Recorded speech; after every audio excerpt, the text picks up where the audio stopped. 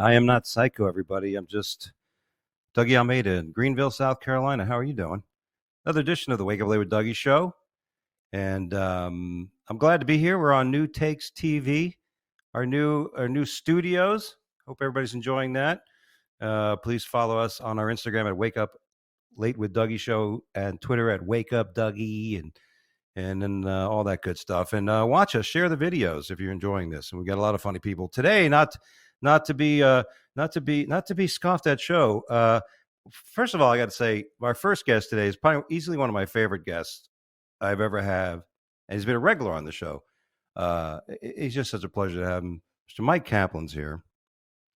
And our other guest, another good friend of mine, who may be one of his only friends that actually can pronounce his name, very funny fellow we met in the World Series of Comedy, Phillip Kopczynski, is joining us today. Welcome, gentlemen.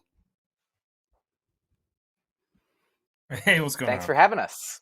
Yeah, I purposely didn't smoke weed today so I wouldn't screw up this show compared to last week's show where I was calling Buster Douglas Bubba Douglas, and yeah, it was great. So what's up, guys? Are we feeling festive? It's the holidays. You guys feel good? You look happy. Phillip always looks happy. Look at that chin line.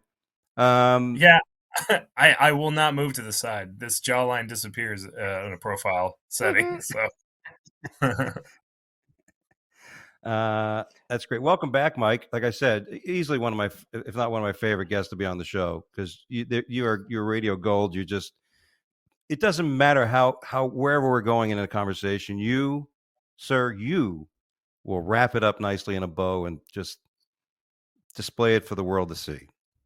This is very kind of you to say. I appreciate it, and I don't want to, take up too much time in this introductory portion here, but I did really like the dual intros of one of my favorite guests. Love to have him. Always happy he's here, Mike, and then also my friend Phil. So here we go. Phil's also a guy and on the show.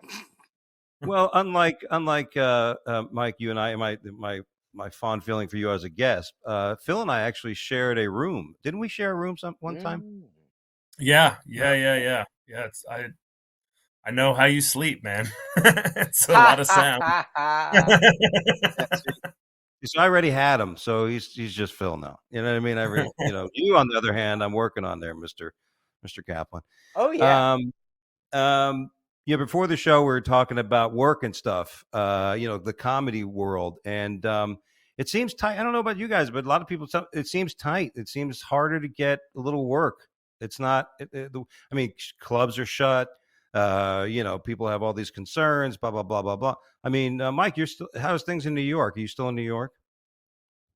I am still in New York, and the club. Most of the clubs are up and running here. I am not doing as many spots, I think, as I was in the pre-pandemic days, but that's also maybe in part because I got comfortable not doing any shows for a little while. To save lives of myself, my loved ones, and actually, that's everyone. I love everyone. So it's either, and I'm also it's just my loved ones, including me. And, but once vaccinations came about, and in New York, all the clubs are, all performers, all audience members have to show vaccination status. So it's other than that, back to normal-ish as it was before here. And then, when I go on the road, it is a Wild West no man's land. Yeah, it's much different out there. How about you, Phil?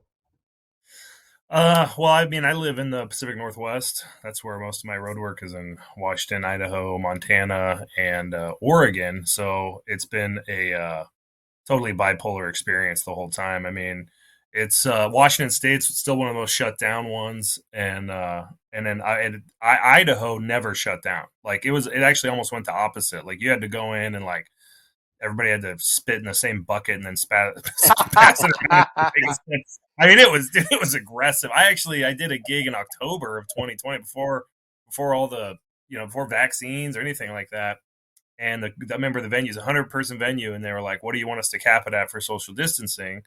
And a comic more famous than I am made his at 80%. So I'm like, well, if the famous person said 80%, I guess I should also do 80%. And anyway, all they did was shut down the back 20% of seats and shoved everybody in the front. There was no distancing. I mean, it was shoulder to shoulder, classic comedy club sitting. And a buddy of mine from Seattle was opening, and he came over, and he had like a panic attack. He hadn't seen anything like that for 7-8 months. The next morning he woke up. He's like, "I'm sure I have it." I'm like, "Dude, you had like 4 whiskeys. I think that's probably what you have." But it was it's been a wild ride. I mean, I got, I did in May when Washington opened up, I did like a tour that was like vaxxed and it was like freed and vaccinated, and it was like a poster of me with like needles up and down my arms and like American pants, American flag pants, and I was doing all the clubs in Washington State, and I didn't know how politicized it was going to be. So by the time I started the dates, people were like hitting me up like, "Hey, are you going to make fun of non-vaxxed people? Because I just really don't think I could be around, that judgment anymore. And is that show about just making fun of non-vaccinated people?" I was like, "Bro, it's just a silly idea that I had to put a bunch of needles in my arms and call it freed and vaccinated." Yeah. How many jokes can I write about vaccines? Yeah, well, dude, I had no idea how much that was going to split a room, dude. Because I'm in a part of I actually just am with a venue in Idaho right now that they're like, well, it's a 500-person venue. They're like, we can go 200 people. We'll give you $250 if you ask for a vaccination card. And personally, I'm like, I'd be okay with that. If I was in King County, I'd be like, yeah, it's fine, which is where Seattle's at. Like, yeah, ask for vaccine. But the thing is, this is in freaking Idaho, dude. Like, yeah. It's amazing. People who are vaccinated will be like, "Fuck you! You can't do that shit to me." So I think we're gonna have to cancel this whole gig, man, because it's like not even worth trying to pursue. So that's horrible, man. It's a mess. It's a mess of regulations out there, dude. There's no consistency. I don't know how big bands and big acts are touring from state to state with different regulations all over the place. It's interesting to hear you guys' perspective because obviously, as you know, I lived in Florida most of my life, and especially through all this, where it didn't exist. COVID doesn't exist, and it doesn't. I mean, because basically, listen. Let's just make this very simple, but without being degrading to either side, right? We understand why everybody's passion is the way it is. Like Mike said, he didn't want to risk life and limb, so he stayed home from doing what he loves. So it's obvious, how much he felt about it. I'm not going to question him why he didn't do it, but I'm going to get on a plane, and I don't, you know what I mean? I had it. I basically had that, I've been edified. I've sat down with people and I've tried to listen to everything I can. My doctor, graduated University of Pennsylvania. I mean, he knows what he's doing. So, and there's just people that have that thought. Like, look at Florida. This number is the lowest around. Everybody's. Listen, I don't want to get this in the vaccine thing, but the bottom line is, whether you do or you don't do it, because here's the thing that always made me. If anybody gets really mad at it, if you're vaccinated, you can still give it to people. So if you're out there, it's almost like if I went out there in all these places, all these vaccinated people, and I'm like, oh, I'm feeling really comfortable now. Maybe I will join in a swap spit bucket. You know what I mean? Maybe I feel, I don't know. I'm vaccinated and I got it. Yeah, man, I got it after being vaccinated. So, it really? Wore off. Yeah. Oh, yeah. I think I got it too early though, because I got it in like February. I skipped the line. I went to the Walmart pharmacy and I told them I was a doctor just so I could get it. You look like a doctor. Yeah, dude. I was like, yeah, I'll wear a polo shirt and just tell them. I live in a part of the world where these vaccines are rotting on the vine. That nobody was using them, and it was funny. I did it, and my wife's like, "Don't tell anybody. You did this terrible thing." Wow. And then like 3 weeks later, NPR put out this report that was like, "Listen, just get the vaccine by any means necessary. Just go Malcolm X these vaccines right now." And I felt ahead of the curve. Really. Wow. Yeah, it's just weird. I mean, who knows? All right, let's talk about comedy. The first thing that I want to ask you, fellas, let me ask you, is if you read the thing on Spotify, just pull the plug. I mean, I don't have anything on Spotify, fortunately, unfortunately, as it should be. I don't have anything out there. But Mike, I've heard your stuff on, Sirius Satellite. I've heard it. Any of your work get pulled from Spotify? Oh yeah, all of it. I am involved in this situation, and it is an unfortunate one. I'm certainly not a lawyer, but I think there's good coverage of it on a friend of mine's blog. I believe it's Piffany, piffany.substack.com. My friend Sean McCarthy, who used to cover things as the comics comic, and he might still do that, but I think most of it's on this Piffany site now. He's a journalist. He covers comedy, and he's sort of covering it, I think, the most thorough that I've seen it. I've talked about it a bunch with my record label is called Blonde Medicine for my most recent albums, and they know what they're doing a lot, and they're doing their best to get my albums reinstated. But there is currently a conflict going on legally that is sort of unprecedented in comedy copyright history. Well, it seems that some certain comics, they mentioned this one particular Jim Gaffigan and who else is in there? Kevin Hart and a few other names. They were negotiating something. They wanted basically equal type pay based on other things, FCC or whatever it is. Basic. Hey, we want to hit this. We want to reach equity here. We want the same amount of money that we would be getting. And Spotify said, "That's it.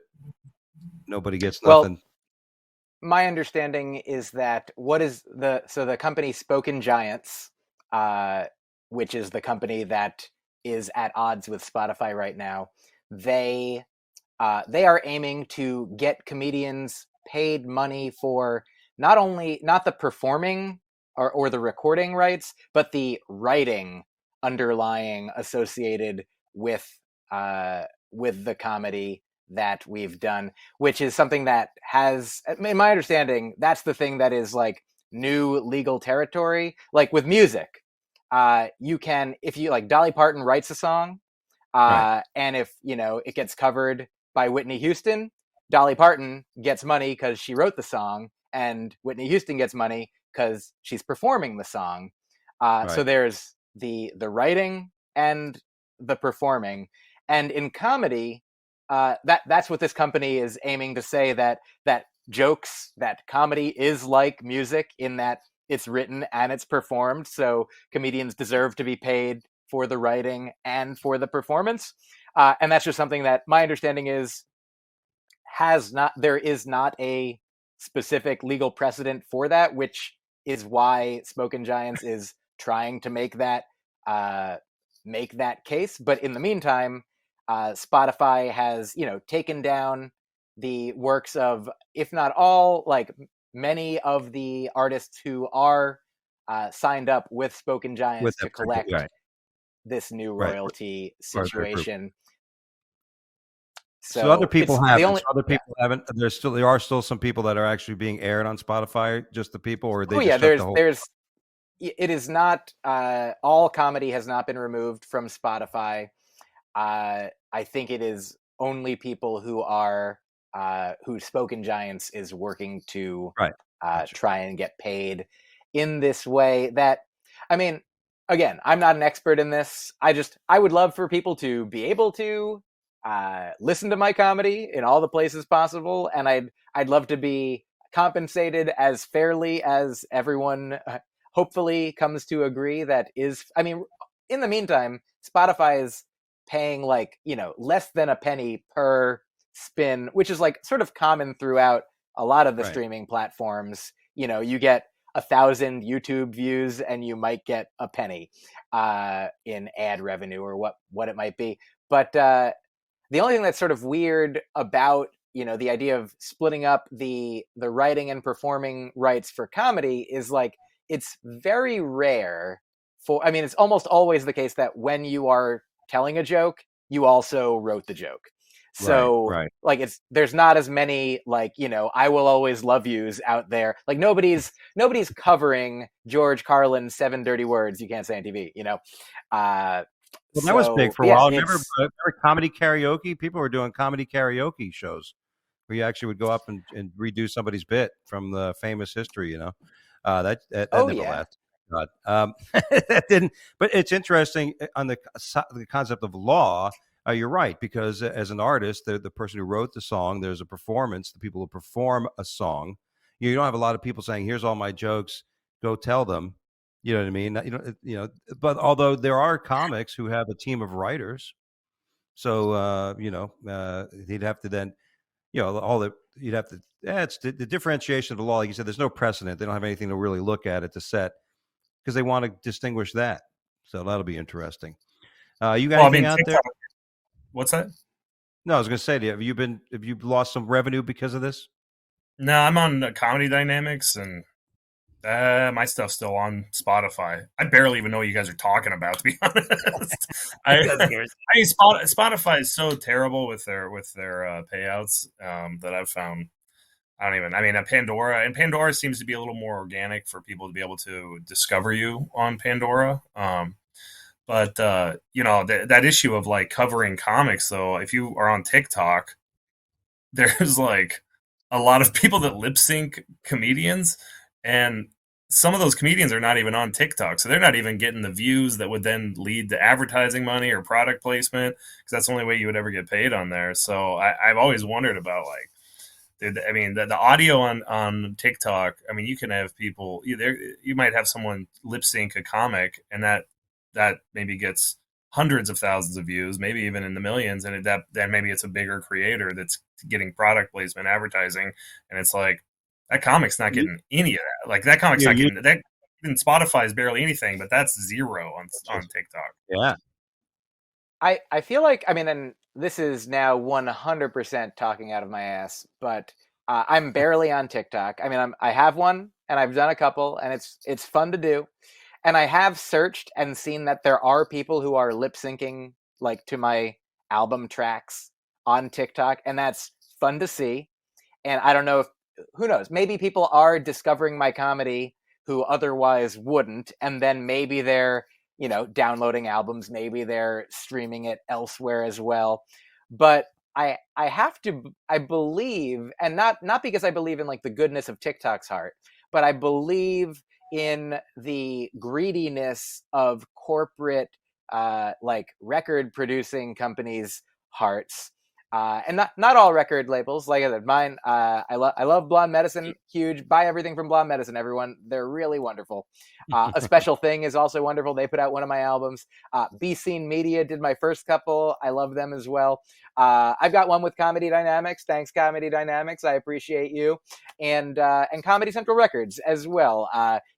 Here's the thing: is the idea that there are tracks, like legit tracks, that like if somebody wanted to put a track from my album on YouTube, like from my Comedy Central Records album, it would get taken down. Like Comedy Central's the algorithms on YouTube would be like, no, you can't do this because somebody owns it. But that's not happening on TikTok, which leads me to believe that there must be some deal in place wherein if people are lip syncing to a Comedy Central Records comedy album on TikTok, then Comedy Central must be getting paid in via some kind of ad revenue share, some kind of something must be. And again, obviously, by the time it trickles down to the comedian, it's probably a similar deal to the fraction of a cent that you're getting for each Spotify or Pandora spin. So yeah, I agree with you in theory that things could be better. Anyway, Let's see what you mean. He is radio gold. Holy cow! Tell you, buddy, filling time like a champ. I will say this: like it's amazing what I see on TikTok, and I don't know if I don't think that is happening. I don't know if they pay a vig or some sort, which compensates where they pay claims and things are going to happen, and they say settle it. But like, it's amazing to me. You bust your ass. You have a great thing on. You think this is going to work on TikTok, and then you mentioned about people lip syncing, but a buddy of mine got shitload of views. He just cut away like images from Pirates of the Caribbean and some other thing and a sushi chef, and next thing you know, he's got 1 million hits on a video. Now, when I first looked at it, I said, that's great because you put it together. It's almost like your production. You took these things that are out there. If the image of Jack Sparrow is legal, if you take even if it's like a little meme or something, a little, you know what I mean? I don't know. I mean, that's what's interesting. But now I'm sitting there watching TikTok. Can I use this video? Can I use this? I need all the help I can get.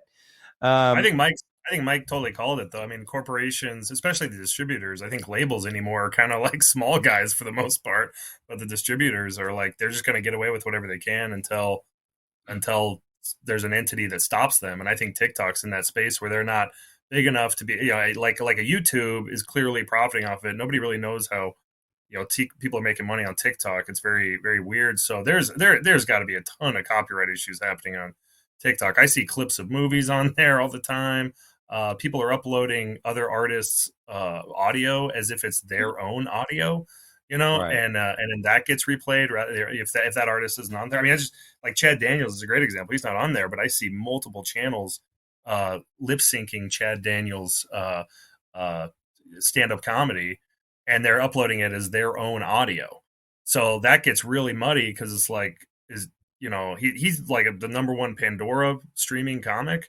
So, but they're not bringing that over from Pandora. Those people are uploading that audio just to, because it's already almost been proven in the digital space like this this gets people interested because it's been proven on other streaming sites that he's marketable, So But I think like Mike said, though, I think what's interesting is how many more fans, how much more attention is it bringing to him? You know what I mean? Is it worth? right. That's why you don't go after him. It's like, hey, it's like somebody's going to run around with a banner of your face and around the team and blowing a horn. Go ahead. Well, I think a lot of people don't know. TikTok's largely kids.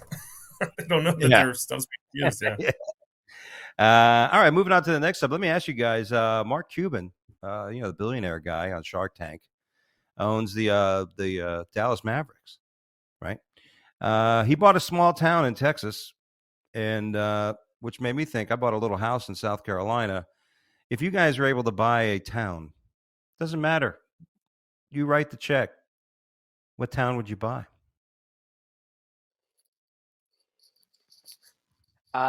Go for it. I know exactly what I want. I want to own Sandpoint, Idaho. Wait, any town, no matter the size? Money's no object. No. You know what? It's still okay. It still sticks. Sandpoint, Idaho. You're got a clear vein to Canada, and then if I can eliminate all the people that are moving there, I get to have the ski mountain all to myself, and the theater there that is trying to limit capacity on me right now. I could go to them and be like, "Listen, I make the rules. I own this town," and they give me full capacity. But I do love it up there. That's why I wanted to do a show up there. But yeah, I love Sandpoint. And hey, Phillip, I'm getting a little nervous about you, buddy. But you got to get the fuck out of that part of the country for a little while, okay? Maybe go to Florida, go to Texas. I was in Florida. I love it, dude. Florida, man. I don't. When people shit on Florida, I'm like, it's because you've never been there, man. I mean, it's a great time, if you like lawlessness, it's a great, and just total, just the total ability to do whatever the fuck you want. I mean, Idaho's like just a dry Florida, really. Really, it's Florida with winter in that regard. Dry could be a very it depends. You're right. I mean, Mike, the word dry could be very simple, or it could be really it could be very inexpensive on somebody's persona in a lot of ways. Mike, what town would you buy? Thanks for asking. First, I like that, Phil, you're like, I would love to get everyone out of this town so that I could have the mountain all to myself, and then open the theater to full capacity so that I could have it all to myself. But yeah, I've been to Florida many times and am happy to shit on it with full knowledge. My grandmother lived there for many years. She died last year. My mother now owns the condo that my grandmother owned. And if all goes according to plan, there's a Buddhist blessing that I like that says grandparent dies, parent dies, child dies. And it's a blessing because that's the order that you want it to happen. So hopefully, if all things go according to, the way, I mean, look, I hope everyone lives as long as Yes. they want to and can. But I may someday be a property owner in Florida, and I'll have even more. It is really wonderful that, like, my mom actually just flew down there today for the first time since the beginning of the pandemic, and she's really excited. And it is exciting to see that the numbers there are some of the lowest in the country now for, I think, new COVID cases, for cases in general, because everyone got it already. Everyone got it and either died or survived and then got immunity for a while. Yeah, the Purge style. I feel like Florida is just like if the Purge were a state. And but yeah, so I guess what I'm saying is I would not buy a city in Florida. I'm not even sure what's involved. Like, how did he buy all the houses in the town? Did he purchase all the land from all the people? It's very, but I guess my initial thought was I would say New York City, but then I realized, like, one thing I like about not being a property owner is that if something, like the other day, our shower head cracked, and our landlord is in charge of getting us a new one. Now we have a nice new shower head that I don't have to know how to do anything. So I don't think I want the biggest city. Like New York, a city that never sleeps. I'd like a city that sleeps occasionally, a city that takes a nap once in a while. So one of my favorite cities is Portland, right in your neck there, Phil. So I would say Portland. Big fan of Portland. Wow. Okay. That's interesting. Well, my first thought was Key West, and you know what I mean. I mean, that's where people do. They retire, they go down to Key West, they get a hut, and you drink all day and you walk around with flip flops. It's it's the only place in Florida where the humidity won't kill you because there's always a breeze. You're basically floating around on a sandbar. You know what I mean? I think it's and then listen, a shack blows down, build another shack. I understand. I'm like you. I'm as handy as a fish, Mike. I don't want to run a whole fucking town, that needs work all the time. I'm not going to go into Baltimore. I'm not going to go into like, what I'm saying. And I'm not going to kick anybody out like Phil. Phil, listen, Phil's just sticking him off the mountain. Yeah, Phil just as mad because nobody can fucking say his name. Okay, he's like, the guy. That's the guy who owns our town. What's his name? That guy, Phillip. Yeah, what's his name? Come on, Phillip Kopczynski. I know you, buddy. Any rate, but that's interesting. And if we could buy it, that would be beautiful. All right. I love this story because I in a time of craziness, and we're seeing a lot of craziness, honesty and certain things of high moral compass just really, it's good to know, right? It's good to know there's good things going on. But a mountaineer found a trove of rubies and emeralds, turned them in, and he waited around, but he's going to basically get about 150,000 euros for trading, for bringing those things in. Trove of gems and emeralds. What would you do with troves of gems and emeralds, Mike? I'm glad you asked. Thank you. So I had a book of Aesop's fables growing up, and I don't know if this was officially one of Aesop's fables, but I think it was in the book, a story about a man, a woodsman, who accidentally dropped his axe in the river, and he cried because he needed that because that's his livelihood. And a river nymph or somebody comes out of the water and is like, "Hey, what's wrong?" And he's like, I lost my axe in the water." And she's like, "Well, let me go see if I can find it." And she comes back up with a golden axe. And she's like, "Is this it?" And he's like, No, it was just a regular axe." And she goes back down and comes up with a silver axe. She's like, "Is this it?" And he's like, "No, what do you got, water in your ears?" Like, it was a regular axe, just like wooden handle, metal, not precious. Then she goes back down, brings up the axe and says, "And now, as a reward for your honesty, I'll give you the gold and silver axe in addition to your axe. And so then he goes back to like his camp, and a buddy there is like, where'd you get those axes? And the guy describes what happened. And then that guy runs to the river, throws his axe in, pretends to cry. The nymph comes out. And then when she brings up the golden axe, he's like, yeah, that's it exactly. And she's like, well, for lying, you get no axe. And I was like, dude, did you not even, it's like the moral of the story is honesty is the best policy. But I was like, hey man, if you had just told her, you'd learn the story where you get 3 axes. You just have to wait.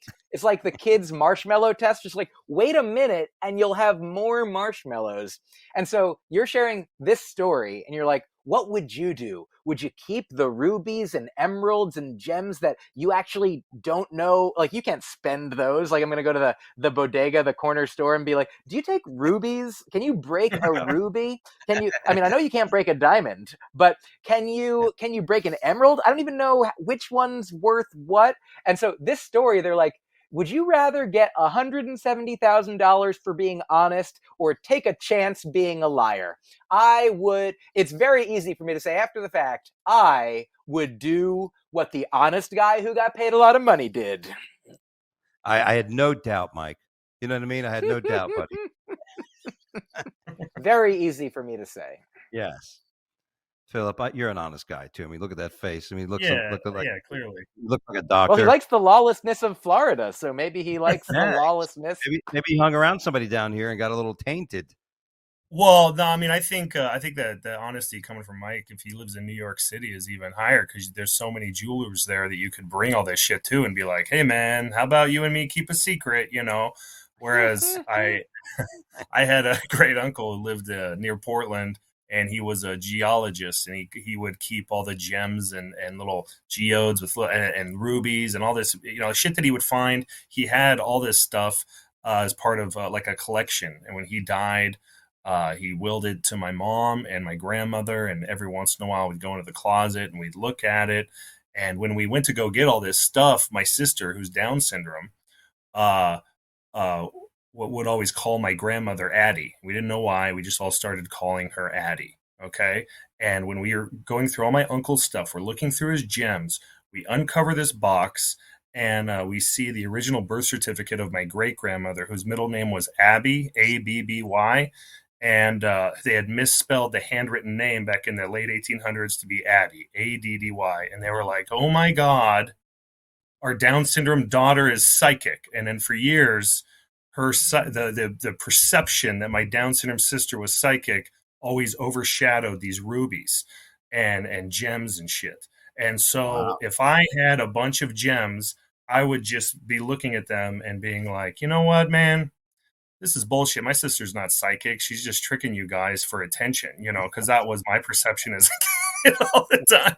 And so I'd be like, get these things out of here. I probably would have just thrown them in the trash.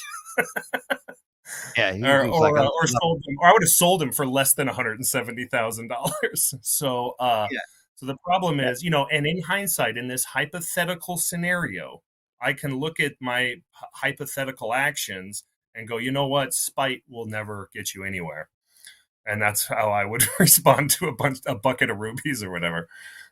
Yeah, I would default to the Chris Rock. You know, you're only going to be as bad as your options. And like you said, I know there's a few people that could probably help me fence these things.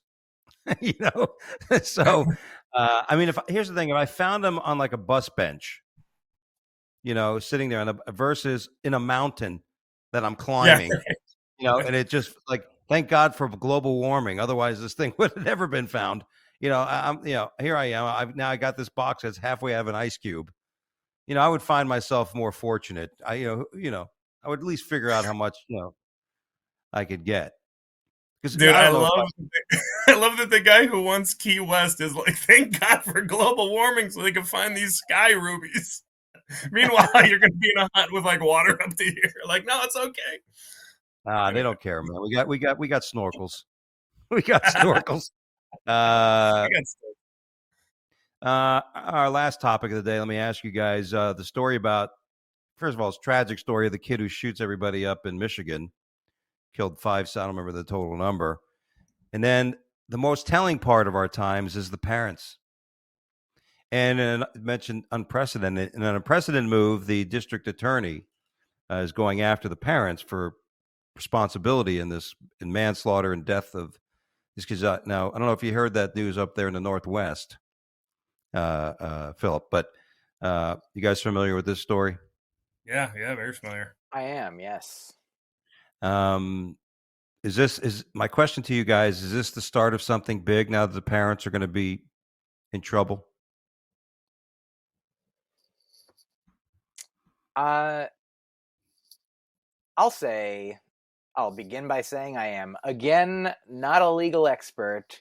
And it seems like any one particular case, might not speak to all of the possible cases that might arise in the future. Like, I do think it's important for parents to know what their kids are up to and do their best to stop them from going on killing sprees.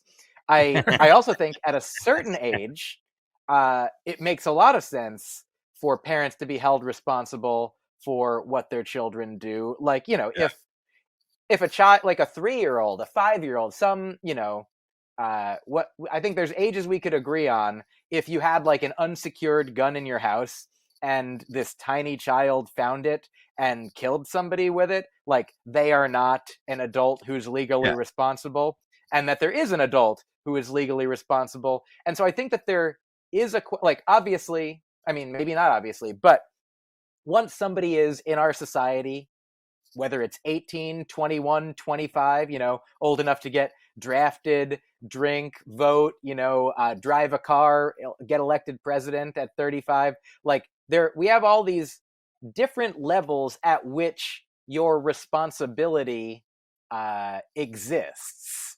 And so it does make sense that earlier on, like, the less adult you are, like, the more some adult is responsible for your actions. So I can't speak to all the specifics of this case, but I can understand why they want somebody to be held responsible when it's a child. It makes sense for it to be like, is it really?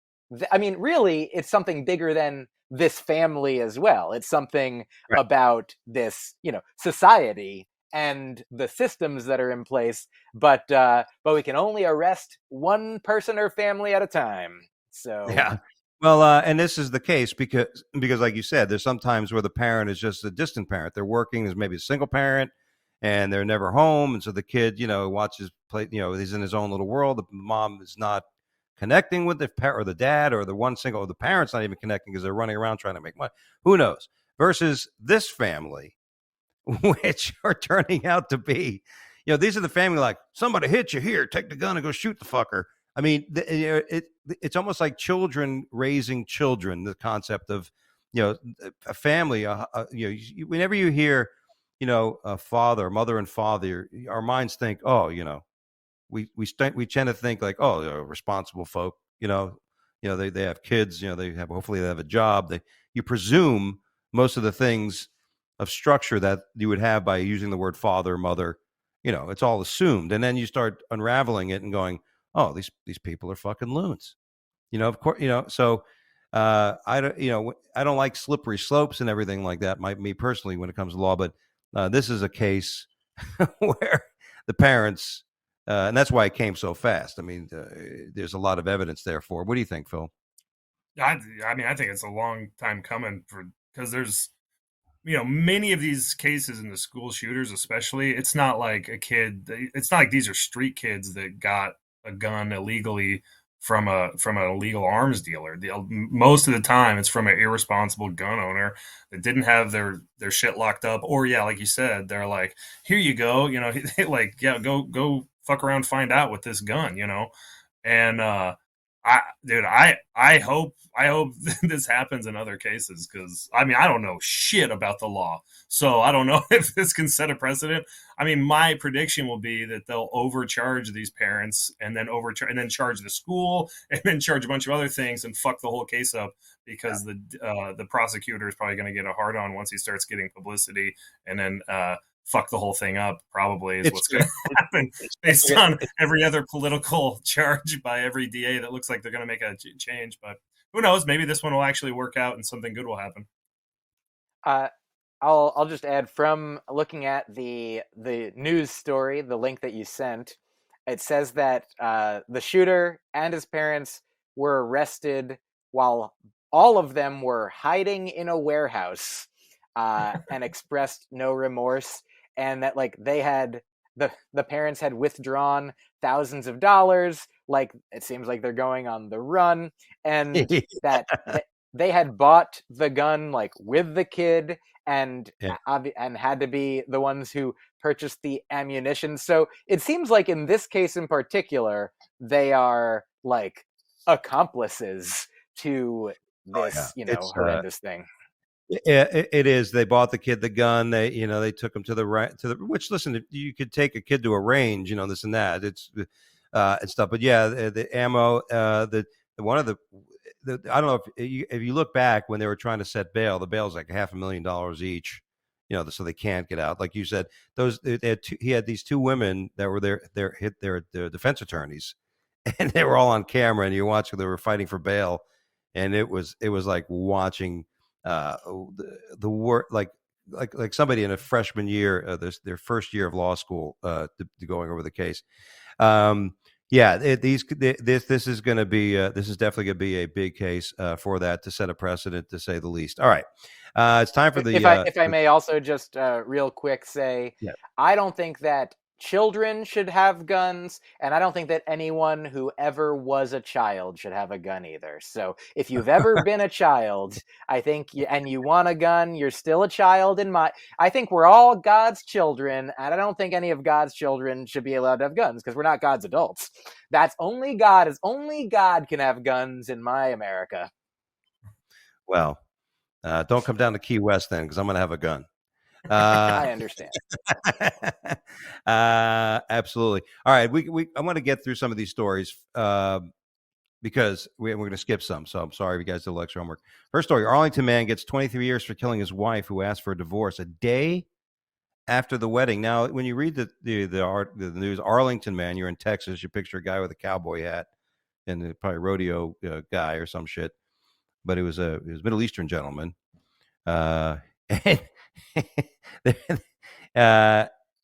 She wants to divorce him. She comes into Texas. I mean, who wants to live in Arlington? Well, I feel like he would have ended up better if he had just gotten divorced, because either way, he's not married to this person now. Yeah, she's done. She strangled her, and that was it. He didn't, I don't think that children or adults should be able to strangle people. They're still married under God's eyes, so that's all he really wants. Yes, and that's the way he's going to look at it. All right, I skipped something. No, sorry. Let me go through here.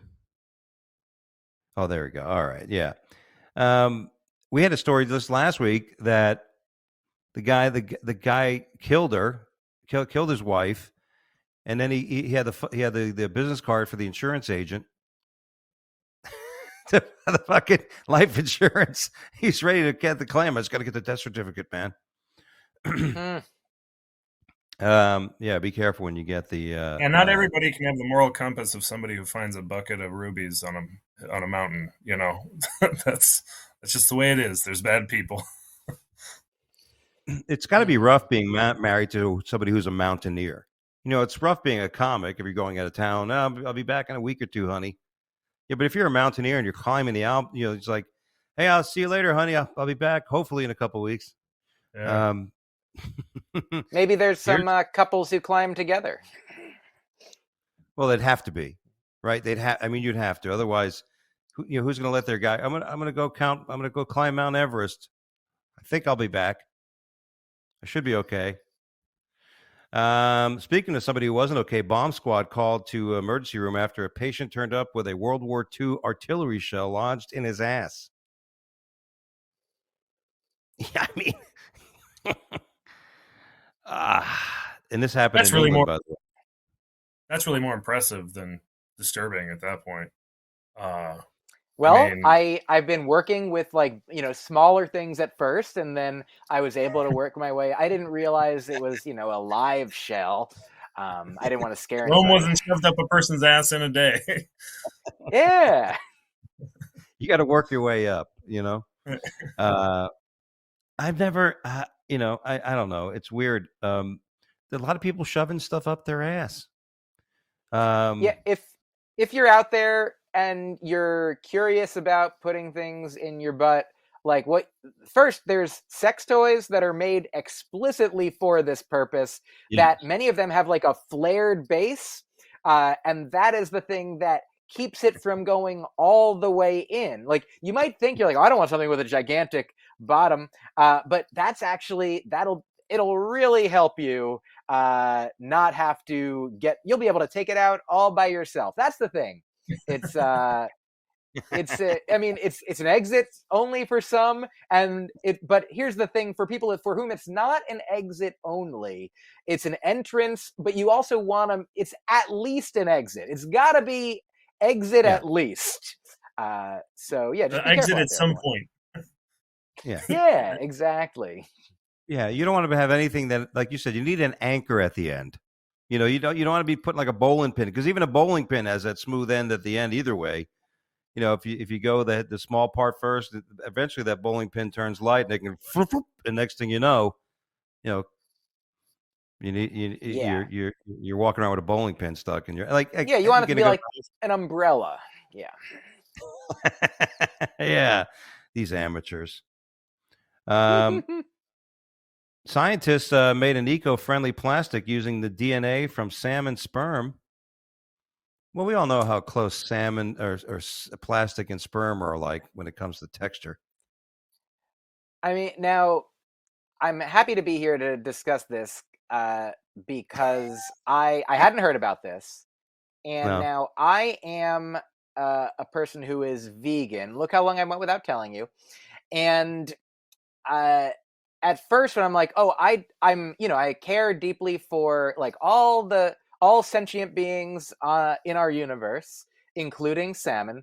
And so I'm like, I don't want salmon to be harmed, but I'm like, oh, I wonder, if the salmon are being harmed in this situation, because if you're just, getting their semen, often that, I mean, for humans, that could be a pleasurable experience, the opposite of harm. So I feel like maybe we should be, I mean, even if we have all the plastic that we need that's made out of it, but also, if I understand correctly, I know some fish, like the insemination doesn't even happen in the body. It happens it's sort of an external watery birth situation. And so in that type of situation, I feel like you could collect all the salmon semen you want. That's a fun tongue twister for us. All the salmon semen that's fit to print without even going near many of the salmon. So I'm glad that people are thinking outside the box and working on our planet. Wait, so if what if it was human semen? Would that still be vegan? Like, would you have to be worried about it? Depending on what you ate. I appreciate your question. The thing about human pleasure and pain is that, as far as it seems, humans are the only animals, the only creatures that can offer their consent to things like, having blood taken, having, peeing in a cup, like any of the medical things that we do, or, any pleasurable sexual activities. So I would say that, people often ask like, oh, is breast milk vegan? Is semen vegan? Are secretions vegan? It depends on your definition. To the letter of the law, perhaps these things are not specifically vegan, but they are exceptions that fall within the purview of the spirit of the law.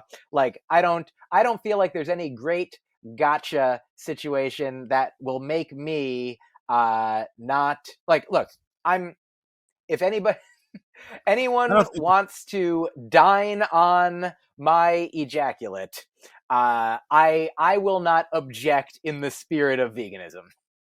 yes. Well, what about like if you could have a renewable plastic based source like semen, let's say it was bull semen, right? That you can get a lot of. Mm-hmm. That would, then you're eliminating the need for oil to make plastics. I mean, would that be worth the sacrifice, do you think, of giving up veganism, or at least for that particular product? I mean, I would ask the bull if the bull consented to it, for sure. And also, can I speak for the bull? By the way, I think I can speak for a bull. yeah. Have you ever seen a bull? I just watched a video of like these. They have to collect, for purposes. They have to collect it from horses and stuff, and from bulls, and they put that huge. It looks like a huge fleshlight on the lucky horse. Right, it looks like this big old test tube of joy, and they stick in the horse. It's like, oh wow, he doesn't look like he's having a bad time. Yeah, for all the things that can happen to animals in our society, this is on the more positive end of the spectrum.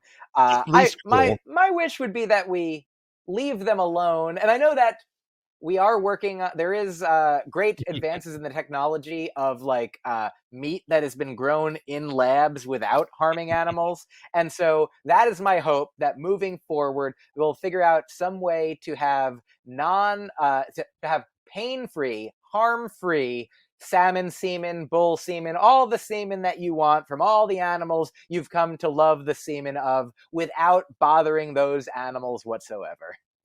Yeah. And kids' lunches will never taste the same. Our next story, Valley of the Dolls. First lesbian sex robot may be coming soon as sexbots start being programmed to be gay. I mean, first of all, that she's pretty hot. I may have to order one. But she's not going to like me. She's going to be like, you're a dude. And I'm like, well, how can I, is that something you could really program? It's a doll. It's a doll. It's a lesbian doll when a woman has sex with it. It's a heterosexual doll when a guy has it. I mean, I don't really understand. Go ahead. I mean, the lesbian doll will probably just create a lot of hummus platter and long conversations about the equinox rather than really eating pussy that much, or just create a bond that is really, really overwhelming. That will probably be what the lesbian sex doll does. Whereas it's just a fuck bag when a guy has it, And I guess I'll say, now I don't know what anyone else. Mike was not going to. By the way, hold on, Mike. Mike, hold on. Yes. Mike was not going to use the expression "fuck bag." I can assure you. Go ahead, Mike. Oh yeah, man. Phil used fuck bag. What am I gonna say? Sex sack, I guess. So here we are, Dougie and Phil. We've only just met, but you seem to me like a nice man. Dougie, a nice man. All three of us, as far as I know, are and I remain. I hope that this isn't presumptuous. I am a cisgender man that I know of. And so I feel like who is the most equipped to sort of opine about a lesbian robot than three heterosexual male humans? It is our birthright.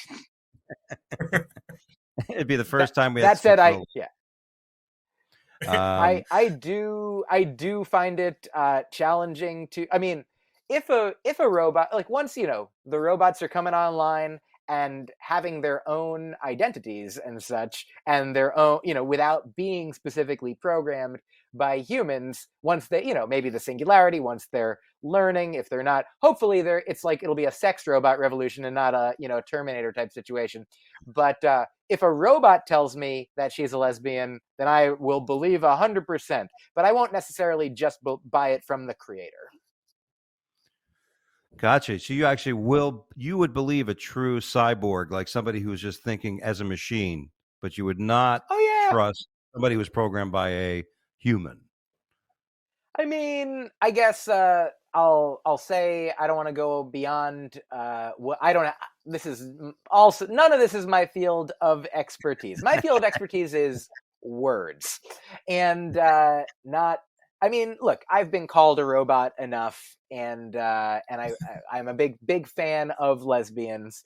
But I hope I. Here's the thing. It seems to me like without any information, maybe this company is just trying to expand their market base because for the most part right now my guess is that of all the people purchasing sex robots, my guess is that it's a vast majority of them are men, probably straight men, and they're like, well, we're leaving a bunch of money on the table if we don't try to get women attracted to our sex dolls too. Yeah, I think you're right. I think that is a thing because that's all guys. That was the big thing for decades. Wanted their girls to be with girls. Like, come on, honey, get with a friend. Let's do a threesome, and that's just playing on it. The marketing. You're exactly right, and that's what it's all about. Okay, this is got last couple stories. Austria, doctor fined for amputating the wrong leg of the patient. How much can you fine a doctor for taking the wrong fucking leg? I'm glad you took my perfectly good leg that I was going to need after you get rid of this bum leg I got, Doc. Yeah, I mean, if there was a way to do a leg transplant, I feel like he is owed one. It should cost that doctor an arm and a leg, for interest, I would say. I mean, let this be for everyone out there who has who has multiples of your limbs. I didn't come up with this, but I learned about this. If you're ever going in for an amputation, like write in large like Sharpie all over both legs, like in different colors, like a green, like write in green on the one that you want, like, yes, this one, this is the right leg, and like in red and black and like skull and crab, like, no, not here, wrong leg, like turn, look in the mirror, look it up, because it's really horrendous how often. I mean, it seems like this shouldn't happen at all, and it happens multiple times. So good luck, everyone. Yeah. The elderly patient's right leg was removed instead of his left with mistakes. Only discovered 2 days later. Can you imagine that? They come in, the guy's laying there. Oh. Hey, is he upside down? Is he on his back or is he on his stomach? Oh fuck! I think we cut the wrong leg off. I've been playing chess on the chess.com app, and I've been having a really nice time. And I get really down on myself when I accidentally make a move that makes them take away one of my figurative chess pieces. I'm like, oh no, I've lost this game. I'm just trying to imagine what it must be like for a doctor to be like, oh, and I mean, it seemed worse for the patient, but can't. Yeah, definitely worse for the patient. Definitely 1,000% worse for the patient. It's really not the doctor's fault. When they prep, the person preps this leg. It's one of the surgical prep. The doctor is basically just a factory worker going, okay, that one. Well, they probably, they probably are the ones that. Actually, I have no clue, but I gotta believe it's a whole team. Yeah. It's not just a surgeon. Yeah, they should have my girlfriend actually just read. She's read a few books by, I believe his name is Atul Gawande. He is a doctor, and he has written, I think one of his books is called Being Mortal, and one of his books is called, I think, The Checklist Manifesto, and it's about how having checklists in any situation, but absolutely in like the medical field, is something that saves so many lives and limbs, because I was just remembering an old Paul F. Tompkins joke about a guy who stabbed people while wearing a Freddy Krueger Halloween costume, and like the part of the joke, he's like imagining the police, like that they should have gone over to him and been like, So just want to double check that those claws on your hands are plastic. They're not real knives. Oh, they are? Well, that's not allowed at all. Like there's questions that are important to ask that hopefully it should be like, okay, everyone, left leg, yep, left leg, my left, your left, stage left, like left. They should be bored with like how many times they're like whoever, like, I feel like it's the doctor's responsibility as well as it's everybody's responsibility who's involved in the amputation of a leg to make sure that it's team amputate the correct leg. See, that's the Yeah, problem. you He hate looks to see the guy afterwards. I was like, well, I was going to say something, but, I don't want to be a bother. Like, I'm just a nurse in the background. I didn't want to get anybody in trouble.